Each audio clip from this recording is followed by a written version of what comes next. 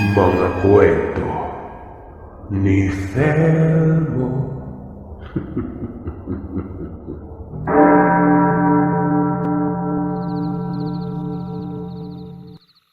Itago niyo na lamang po ako sa pangalang Jekon. Itong tampok kong kwento ay galing lamang sa tatay ko na patungkol naman sa kanyang kaibigan noon. Hindi ko alam kung totoo ba, pero ayon sa aking ama, nakausap niya raw ng personal itong taong ito at isa itong profesional sa kasalukuyan. Imposible naman sigurong magbiro ang isang profesional, partikular sa kababalagan. Principal pa naman sa isang kilalang eskwelahan dito sa Samar. Pero nangyari ang karanasan ng taong ito sa Bohol, sa May Pilar, noong kabataan niya, dekada 90. Pangalanan na lamang natin siyang Frederick. Isang hamak na magsasaka lang itong si Frederick na mga panahon na yon. Payak ang buhay, pero kahit papano'y nakakaraos naman.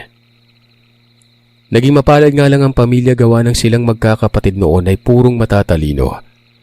Matataas ang marka sa eskwelahan. 3 silang magkakapatid. 2 babae at 1 lalaki.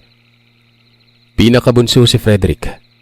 At sa mga panahong yon, si Frederick na lamang ang nag-aaral sa high school. 3rd year. Ang mga kapatid niya ay nasa Tagbilaran na. Nag-working student dahil nasa kolehiyo mga yon. Ang sisipag. Oo at walang pantustos sa mga magulang sa pag-aaral, pero hindi ito naging hadlang para hindi makapagpatuloy. Ayon pa kay Frederick, may mga paraan naman kung tutuusin. Nakadepende na umano sa tao. Katulad ng mga kapatid niya, puro working student. Katunayan kahit ito nang nag-aaral ay nakapagpapadala umano ng pera sa kanila. Kaya hindi rason umano ang sabihing mahirap lang kami. Walang kaya yung mga magulang ko. Hanggang high school lang kayang abutin. Mula kay Frederick ito Mula eskwela na ay sumasaglit pa si Frederick sa kanilang para naman kunin yung mga alagang kambing na nakapastol doon. Pagkatapos naman ito ay mag-iigib pa ng tubig sa isang bukal na medyo malayo sa kanila. Isang nayon ito na may magkakalayo na bahay. At katulad nila, karamihan sa mga nakatira doon ay pagsasaka din ang ikinabubuhay. Doon patungo sa pinag-iigiban niya ng tubig. May nawiwilihan siyang babae. Kaidaran niya lang. Nasa gilid ng burol ang bahay at parating nakasilip sa bintana. Kilala niya ito dahil minsan na silang nagkasabayan doon sa bukal. Pangalanan na lamang natin itong Kathy. Ang kasama noon ay ang kapatid na maliit at ang nanay nitong tila may sakit kasi payat at nakabuko o nakatikubo yung kumaglakad. May kagandahan itong Kathy. Kaya nga nawili dito si Frederick. At isa ito sa mga rason kung bakit doon sa bukal malapit sa kinaroroonan ng bahay nila Kathy ito nag-iigib. Samantalang may iba naman na mas malapit sana sa kanila. Sinasadya niya lang para masilayan ng babae. Hindi daw nag-aaral itong si Kathy. Kung minsan pa kapag napapadaan na si Frederick, lalo na kapag walang klase, sumasaglit ito. Tinuturuan niya manong babaeng magbasa. Ultimong pagsusulat ay tinuruan niya rin ito. Na siya namang ikinatuwa ng gusto nitong ina ni Kathy. Maging yung kapatid nga ni Kathy na lalaki na nasa edad 8 pa noon tinuruan din ito. Hindi na may pagkakaila na dahil dito. Napalapit sa kanya ng gusto ang pamilya ng babaeng yon. Nagdadala ng libro, maliit na pisarang tabla at talagang pinaglalaanan ng oras ni Frederick itong si Kathy. Alam na ng mga magulang ni Fred ito. Natutuwa naman gawa ng ganun din kasi yung mga kapatid ni Frederick Yung mga bata sa kanila tinuturuan. Ang hindi alam ng binata ay may matutuklasan siyang kalaunan na siyang nakakatakot talaga. Namatay umano ang nanay ni Kathy. At mula nang mamatay ang nanay nito, may pagbabago na sa ugali ng babae. Para bang ayaw nang lumabas ng bahay. Itong kapatid na lalaki ni Kathy na pangalanan nating Rico, napapabayaan. Kinakausap ni Frederick ang babae kung ano ba ang problema. Ito ba ay dahil sa pagkawala ng ina o meron pang ibang dinaramdam? Umiiling lang naman itong si Kathy. Sabi ay wala naman daw. Sadyang gusto niya lang munang mapag-isa. Pero paano na tong kapatid mo? Huwag ka namang panghinaan ng loob. Sino yung magtataguyod nito eh? Sandali, hindi naman siya nakikialam pero may malasakit ako sa inyo, Kathy. Sabi ni Frederick noon. Nagkikibit balikat lamang itong si Kathy. Tapos yun, pumapasok na raw sa silid ng tahanan nito. Bali ang tahanan noon ay nakaangat sa lupa ang sahig. May sala, may beranda at may isang silid noon. Sa gilid yung abuhan. Kumbaga sa ibaba ng bahay na kung saan nakabungad naman ito sa daanan kung saan dito laging dumadaan si Frederick patungong bukal. Tinawag ni Frederick si Rico. Sinabihan itong doon na lang muna sa bahay nila ito habang may problema pang ate niya. Pero hindi pumayag si Rico. May binulong ito kay Frederick na nagpagulat talaga sa kanya ng gusto. Ayon kasi dito kay Rico, ang ate niya umano ay tinanggap ang pamana ng nanay nila. Kaya ito nagbago. Anong pamana? Halika nga dito. Dito tayo sa baba at baka marinig pa ng ate mo. Hapon na nun. At galing sa eskwelahan itong si Frederick. Sumunod naman sa kanyang paslit. Doon sila sa may bulwagan. Kuya Fred, sana sa'yo lang po ito ah. Sana huwag mong ipagsabi sa iba. Si nanay, aswang po yun. Tinamaan daw ng parusa mula sa albularyo. Base yun sa narinig ko kay ate nung nagkakasakit na si nanay. Tapos nung nakaratay na si nanay may inabot kay ate. Yun na yung pamana kuya na laging sinasabi sa akin ng ate ko. Sa ngayon natatakot ako kasi sa tuwing gabi hindi ako kilala ng ate ko eh. Totoo ba yan, Rico? Huwag ka magbiro ah. Pagkabata-bata mo pa. Hindi ako nagbibiro kuya. Kaya akong umalis kasi baka kung anong gawin sa akin ng ate ko kapag sumama ako sa inyo eh. Napapatango si Rico, pero naguguluhan. May parte talaga sa kanya noon na hindi naniniwala. Sabi na lamang niya dito kay Rico, baka nasa estado lang na matinding kalungkutan itong si Kathy kaya ganon. Hayaan daw ng bata at lagi siyang pupuslit sa bahay nila. Walang ano-ano. Matapos maihatid ang iniigib na tubig noon ay nagpaalam si Frederick sa kanyang mga magulang na doon siya pupuslit sa bahay nila Kathy. Kasi nga, may sakit daw si Kathy. Kailangan niya itong alagaan. Bakit hindi na lang dito? Dalhin mo dito yung magkapatid. Sabi ko na nga ba na kawawa naman. Sabi ng tatay ni Frederick na si Tatay Agoy. Habang ang nanay naman ito nabigyan natin ng pangalang Nelsa. Nag-aalala. Ayaw sumamatay. Inaya ko naman pero tumatanggi. Wala naman pong pasok bukas hanggang Lunes. May 3 araw akong pupuslit doon. Anak, sigurado ka ba dyan? Magdala ka na lang kaya ng bigas. Agoy, ibalot mo nga ng bigas ay marami pa naman tayo. Dadalaw na lang ako doon anak ha. Nagpadala ng bigas na mais itong si Frederick. Ihahatid pa nga sana ito ng kanyang ama. Kaso sinabi ng binata na siya na lang gawa ng gagabihin pagbalik ang tatay nito. Medyo malayo din kasi ang bahay nila Kathy. Ito ang nasa pinakadulo. At ang sunod noon ay gubat na. Sa ngayon daw ay may malawakang renovation sa lugar na ito at talagang malaki ng pinagbago. Pagkarating ni Frederick ay kaagad bumungad ang mga kataga mula kay Kathy. Na bakit daw kinakailangan pa talagang mag-abala itong si Frederick. Kaya niya naman umanong kumilos sa talagahan ng kapatid nun. Gusto ko lang kayong samahan. Ang tamlay na kasi ninyo dito mula nang mamatay ang nanay nyo. Ayaw mo ba? Di ka makasagot. Gusto mo rin, di ba? Hindi kumibo si Kathy. Pumasok ito sa loob ng silid at nagsara ng pintuan. Kinalabit naman siya ni Rico. Ginuyod sa beranda. Ang sabi ni Rico ay masdan daw mamaya ang kanyang ate dahil magbabago ang ugali nito. Ngumisi lang si Frederick. Siyang nagsaing, siya ang nagluto ng ulam, gulay na nilaga. Habang pabalik sa lugar ay nanguha din kasi itong si Frederick ng mga gulay sa tabi ng daan nun. Na mag-aapunan na, sinambit ni Frederick ang pangalan ng dalaga para kumain. Pero imbis na tumugon, mahinang pag-iyak ang narinig niya. Napakunot ang mukha ni Frederick. Napatitig sa kapatid ng babae at agad lumapit doon sa may silid. Kinatok ang pintuan. "Ano bang nangyari sa'yo dyan, Cathy? Para bang umiiyak ka? Buksan mo yung pinto." Hinihila daw siya noon ni Rico at nakikita niya ang paghuhudyat nito ng pag-iling.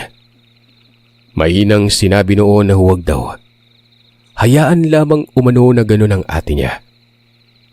Pero hindi nakinig itong si Frederick. Kinalikot niyang trangkador. Kakasya kasi ang daliri niya sa siwang hanggang sa pumihit na daw ang trangkador ng pinto at tuluyang nabuksan yon. Nakita niya si Cathy na nasa papag. Nakaupo, nakayuko at umiiyak. Dahan-dahang umupo si Frederick. Nakiramdam muna ito hanggang sa nagwika na ito ng, "Alam mo, hindi ko kayo papabayaan, Cathy. Ramdam mo naman siguro yung pagmamalasakit ko, di ba? Linawin ko lang para maintindihan mo talaga. May gusto ako sa'yo. Dati pa, alam kong alam mo yun. Ang hindi ko alam kung nagugustuhan mo ba ako pero ito lang yung masasabi ko. Dadamayin ko kayo ngayon." Matapos daw makapagsalita nitong si Frederick ay nagsalita na si Cathy. Pero nakayuko pa rin yun. May pagkagasgas ang boses na para bang paos. Ang sabi, alam niya naman daw na panliligaw daw itong ginagawa ni Frederick. Natutuwa siya dahil nga gusto din umano niya ang binata. Pero may problema. At ang problemang ito ay nasa kanya. Kailangan niya umanong tanggapin ang pamana ng ina kasi nga kung hindi niya tatanggapin ito, hindi mamamatay ang kanyang nanay. Magiging halimaw ito at maghahatid ng karasan. Hindi kikilalanin ng sino man kahit paggaano kalapit sa buhay. Kinilabutan si Frederick sa mga puntong ito. Kung ganon, totoo palang sinabi sa kanya ni Rico ang patungkol sa pamana. Nakinig lang siya habang nagsasalita si Cathy. Hanggang sa inangat nito ang mukha. At doon ay halos mapatalon si Frederick sa gulat. Napasalampak talaga siya noon sa dingding dahil napakapangit umano ng mukha ng dalaga. Nanlilisik ang mga mata. Lumuluha. Maitim ang labi at ang lalaki ng dalawang pangil. Dumudugo ang bibig nito. Tapos yung kuko, nakita niyang ang tutulis at dumudugo din. "Ngayon, sabihin mo sa akin, Fred. Sabihin mo kung gusto mo pa rin ako. Ito ang minanak ko sa nanay ko. Ayoko mangyari ito sa akin pero kapag hindi tinanggap ang pamana, magiging masama si nanay. Isa na akong aswang, Fred. Sabihin mo sa akin ang malasakit mo. Sabihin mo ngayon." Teka lang sandali. Totoo pala yung mga aswang, no? Pero kilala naman kita eh. Hindi ka masama, mabait ka. Kung may pagbabago man sa iyo lang yun. Walang magbabago sa akin. Dadamayin ko pa rin kayo. Hinihila siya noon ni Rico at pinapalayo, pero hindi umalis ang binata. Hinahayaan lamang niya noon si Cathy na amuin siya. Inaamoy kasi siya nito. Hanggang leeg daw yun at ang init ng katawan ni Cathy. Ilang sandali lang ay dahan-dahan umanong bumalik sa normal ang itsura. Dito na nakahinga ng maluwag si Frederick. Napasign of the cross ang binata noon. Tapos sinabi niya dito kay Cathy na pwede na ba umano silang maghapunan. Tumango naman si Cathy. Kumain sila ng sabay. Walang kibo sa isa't isa. Itong si Rico ay panay ang sipat sa kapatid niya. Hanggang sa nagsalita yon. At ang sabi ay hindi ba daw aalis ang ate niya mamaya kagaya ng nakagawian nilang umaalis sa gabi. "Umaalis ka pala sa gabi, Cathy? Iniiwan mo tong kapatid mo?" Ayoko kasi makita niya ako sa ganyong aswang. Diyan lang naman ako sa labas. Ginugutom ako pero tinitiis ko. Yun din kasi ang sabi ng nanay, na kapag gusto kong kumain ng karne, tiisin ko lang yung sumpong. Huwag kakain ng karne kasi sa oras na kumain ako ng karne ng hayop o tao, magiging hayok ako sa laman katulad ng nanay. Matapos kumain ay para bang bumalik ang sigla nitong si Cathy. Nakangiti na naman siya gaya ng nakagawian kapag naroroon si Frederick.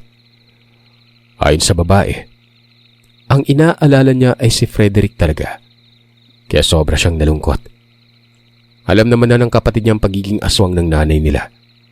Pero wala daw alam si Frederick dito at baka kapag nalaman niya, magbago ang pananaw nito. Lalayo at iiwas na sa kanila.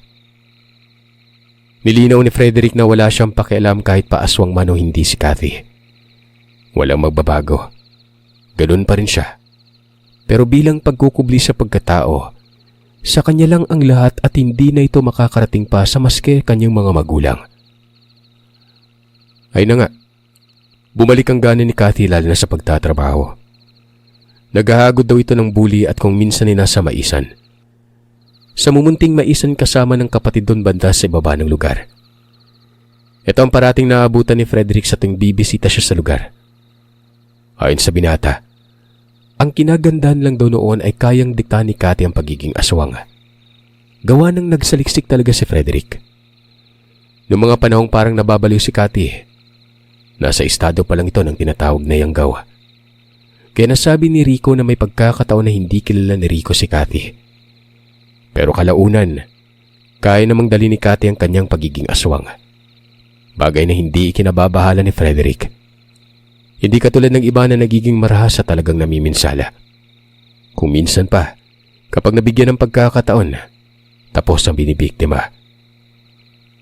Siyempre, nagkatuluyan ang dalawa. Nagkaaminan na yung mga ito eh. Pero nagkakagirian pa rin dahil nagkakahiyaan pa rin yung mga yon. Nanglalambing daw kung minsan itong si Cathy. Inuutusan ng kapatid na mag-igib ng tubig tapos hinaharot na noon si Frederick. Na para bang alam niya na. Pero iniingatan ni Frederick ang pagkababae nito. Humahalik, gumagala ang kamay pero sinasabi daw ni Frederick na masyado pa silang bata. Ipinapangako ni Frederick noon na kapag nakapagtapos siya ng pag-aaral, papakasalan niya si Cathy. Hindi naman daw natutuloy yung kahalayang yon. Nagtatawanan lang yung dalawa. Pero sa loob-loob ni Frederick, sayang daw. Nung nasa 4th year na umano si Frederick, itong magkapatid na Cathy at Rico ay madalas nang pumupuslit doon sa bahay nila. Ang mga magulang itong binata ay natutuwa. Kasi nga, yun naman din ang gusto nila eh. Alam namang ito na mahal ni Frederick ang babae. Hindi naman naaapektuhan ng pag-aaral. Bagkos ay naging mas masikap pa ito at tumaas lalo ang marka, kaya ayos na ayos lang sa mga magulang. Hindi daw katulad ng iba na inuunang pansariling kaligayahan tapos nakalimutan ng kinabukasan. Tinuturing ng mga anak ito nila Nanay Nelsa at Tatay Agoy. Hindi naman mga tamad. Masipag ang magkapatid. Para nang iisa lang ang kanilang lupain. Kung ano ang inaani nila Cathy, ani na rin ang kanilang pamilya. Maging ang mga kapatid na babae ni Frederick, walang naging problema sa mga ito. Katunayan ay palangga o mahal na mahal daw ng mga kapatid ni Frederick lalo na yung si Rico. Gawa ng ito ng nagsisilbing pinakabunso nun. Sa likod nun, walang alam ang mga ito sa kung ano ba talaga si Cathy. Kung may sumpong daw ito, pumupuslit sa mismong bahay sa gilid ng burol ng ilang araw. Sinasabi lamang nito na babantay ng taniman lalo ng maisan. Sinusuportahan mo ito ng pagdadahilan ni Frederick noon. Hanggang sa may nangyari. Tapos na si Frederick ng high school at inaasikasok nito ang mga dokumento para sa scholarship at pagiging working student. Itong si Cathy ay may sinabi kay Frederick. Buhay pa daw ang tatay niya. At ngayon ay balak daw kunin si Cathy kasama ng kapatid. Siyempre gulat na gulat si Frederick noon. Nagtanong ito kung nagpakita ba sa kanila. Tumango si Cathy at sinabing ilang beses na umano Mula noong makagraduate si Frederick ay doon daw nagsimulang bumisita. Kaya nga hindi na sila pumupuslit ng kapatid niya sa bahay nila Frederick. Bibisita lang pero umuuwi kagad kasi nga baka doon pa magpakita ang tatay nila. At isa pa naman umano itong aswang. Sa mga sandaling ito ay nasa bahay si Frederick na magkapatid. Masyado kasi siyang abala noon kaya hindi nakakauwi ng madalas. Naroroon lang palagi si Frederick sa tagbilaran kasama ng mga kapatid nito. At tama si Kathy. Dahil sinabi talaga ng kanyang mga magulang na parang may problema si Kathy dahil hindi na doon nananatili sa bahay nila. Kaya sa mga sandaling yon, ito din ang dahilan kung bakit pinunta ni Frederick ang babae. Ang tanungin sa kung anong problema. At yun ang bumungad sa kanila. Dahil sa tatay ng dalaga. Hapon ito at malapit ng gubabi. Nasa biranda sila. Nagigib si Rico. Huwag kang pumayag ah. Paano na ako? Tsaka saan naman kayo dadalhin ng tatay mo, di ba? Aswang din siya. Baka naman dalhin pa kayo sa lugar na delikado. Huwag kang papayag, pakiusap. Ayon kay Kathy ay makailang beses na daw siyang tumatanggi. Pero hindi raw pumapayag ang ama na hindi sila sumama. Sinasabi raw noon na anuman daw ang humahadlang. Aswang naman na si Kathy at kailangan itong nasa ligtas na lugar.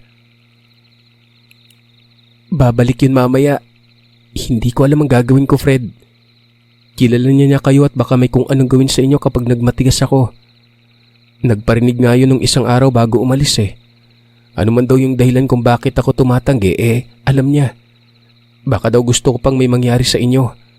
Dapat daw akong sumama kung ayaw kong magkagulo. Umuwi ka na at baka maabutan ka ng tatay ko. Pakiramdam ko naririyan na siya ay nagmamatyag lang. Hindi ako papayag. Anong klaseng ama siya? Kung kailan malalaki na kayo saka pa nagpakita. Hindi nga bumisita nung pagkamatay ng nanay mo eh. Nagiiyak na si Kathy. Dumating naman itong si Rico at sinabi nitong naririto na raw ang tatay nila. Umiiyak si Rico habang bitbit ang dalawang galong tubig. At ang sabi nito ay hindi raw siya sasama. Baka kasi gawin pa siyang aswang. Umakyat ng bahay si Rico. Niyakap naman ito ni Frederick. Ang sabi ng binata ay huwag mag-alala dahil ipaglalaban niya umano ang magkapatid kahit pa may gawin sa kanya. Papatunayan niya na mahal niya ang mga ito. Papatunayan din niya ang pangako niya kay Kathy na magsasama sila habang buhay. Hanggang sa tuluyan ng nagdilim. At dito ay biglang sumimangot ang mukha ni Kathy. Kitang-kita ni Frederick ang pag-anyong aswang nito. Nagalit. Pinapasok sila sa loob ng bahay noon at ang sabi nitong si Kathy ay parang may gagawing masama ang kanyang ama. Tay, alam kong naririyan ka lang. Hindi mo kami makukuha ng kapatid ko. Kung iniisip mong hindi kami ligtas dito, sasabihin ko sa iyo na dito ako lumaki nang hindi ka nasisilayan. Walang nangyari sa amin. Kahit pa wala ang proteksyon mo at kalinga. Kahit pa walang pag-aaruga mula sa iyo, nabuhay kami. Kung gusto mo kaming kunin ay makukuha mo. Pero bangkay mo na kaming makukuha. Makikipagpatayan ako sa iyo. Matapos makapagsalita ni Kathy, may naglakad daw noon palapit at kitang-kita ni Frederick yon. Kung halimaw itong si Kathy, mas halimaw ang wangis ng kanyang ama. Napakalaki. Nakahubad pang itaas at nakapantalong punit sa tuhod. Nanlilisik ang mga mata at humangos. Nagpatuloy sa paglalakad hanggang sa bumungad na ito sa harap ng hagdan. Nakahanda na si Kathy sa pagsunggab nun. Habang nangyayari naman yon ay walang tigil sa pag-iyak si Rico. Sigaw ito ng sigaw na wag sasaktan ng ate niya. Hindi daw sila sasama. Takot man, pero walang ano-ano'y humarang si Frederick. Nasa likod niya si Kathy. Nakipagtitigan dito sa ama ng dalaga at nagwika ng, "Mawalang galang na po pero pakiusap. Sana wala pong mangyaring gulo. Hindi po kita kilala pero ituturing kitang ama. Ligtas dito yung mga anak nyo. Tanggap ko din si Cathy kahit aswang siya. Mahal na mahal ko po siya pati ito si Rico. Mahal ko din to. Ipaubayan nyo na po sa akin sila. Hindi ko po sila pababayaan pangako. Kapag pinabayaan ko, kayo na mismo yung humusga sa buhay ko. Itataya ko yung buhay ko. Parang awa nyo na. Matapos magsalita nitong si Frederick, nawala yung pagkasimangot sa mukha nitong tatay nila Cathy. Para bang nahiya pa yon kasi nga kumikipat-kipat ang mga mata at napayuko. Umupo ito sa gilid ng hatdan at umiyak. Humingi ito ng tawad kung hindi daw siya nagpakita ng matagal na panahon. Tinutugis daw kasi siya ng mga albularyo kaya't inilalayo na ito sa kanyang pamilya. Alam niyo manong pagkamatay ng kanyang asawa, hindi mapanalasang aswang yon. Kilala ito ng mga albularyo.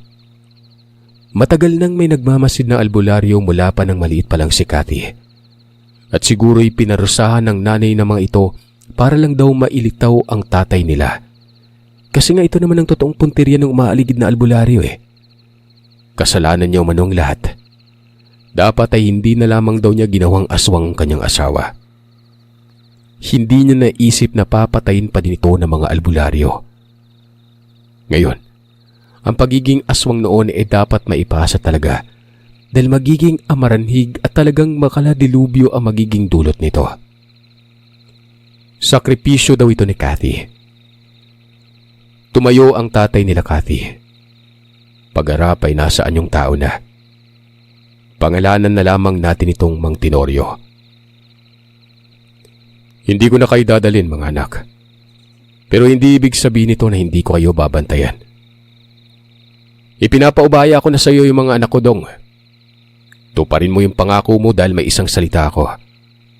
Malalagot ka talaga sa akin. Cathy, Rico, magmahalan kayo ha. Aswang na naman eh, dapat mag-ingat ka. Dong, ano bang pangalan nitong pangit na to? Ano nga bang pangalan mo, Dong? Nagpakilala naman si Frederick. Pero napamura siya sa isip nun kasi nga mapanglait pala tong tatay nila. Sa kabila noon na hindi naman siya nagbigay ng komento.